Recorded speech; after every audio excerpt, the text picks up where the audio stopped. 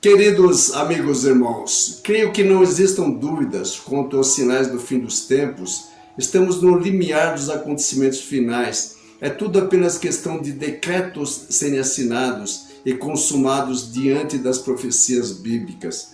Os selados para a salvação e os selados para a condenação. Inevitável, mas necessário para a restauração do planeta Terra e o resgate dos salvos em Cristo Jesus. Gotas de esperança, os 144 mil selados.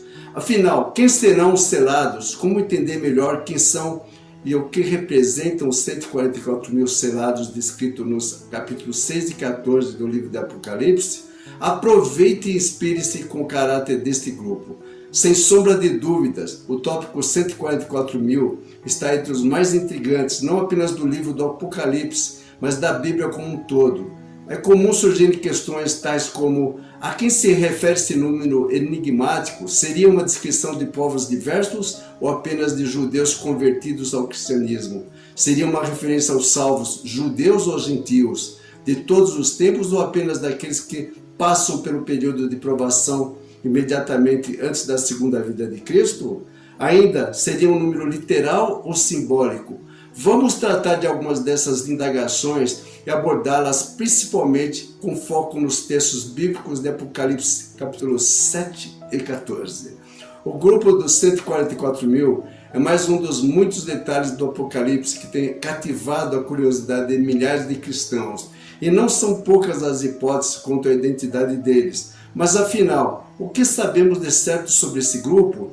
No capítulo 7, João descreve os 144 mil como sendo o número dos selados entre todas as tribos de Israel, o que significa que, por haverem escolhido permanecer fiéis, leais a Deus, eles os protegem da apostasia e perseguição final. Descrição mais detalhada encontra-se no capítulo 14. Ali o grupo especial de seguidores de Jesus aparece em pé com ele sobre o monte Sião. Eles parecem ser aqueles que foram perseguidos e condenados por causa de sua lealdade a Deus e que, em lugar da marca da besta, trazem em sua fronte o nome do Cordeiro e do Pai.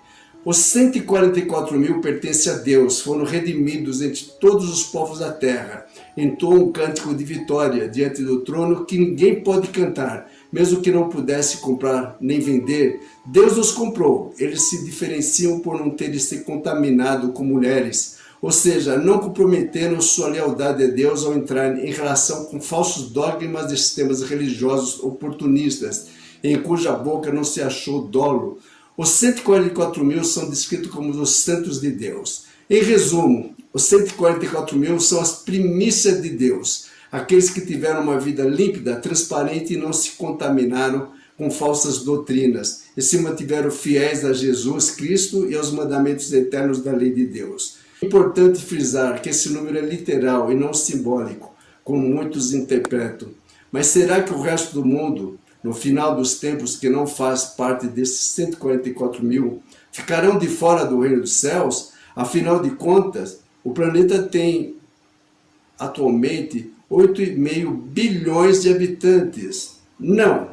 Todos terão a oportunidade de se arrepender e crer que Jesus é o Filho de Deus e serem salvos.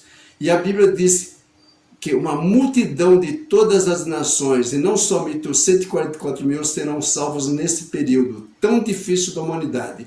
Assim lemos em Apocalipse 7, verso 9, 13 e 14.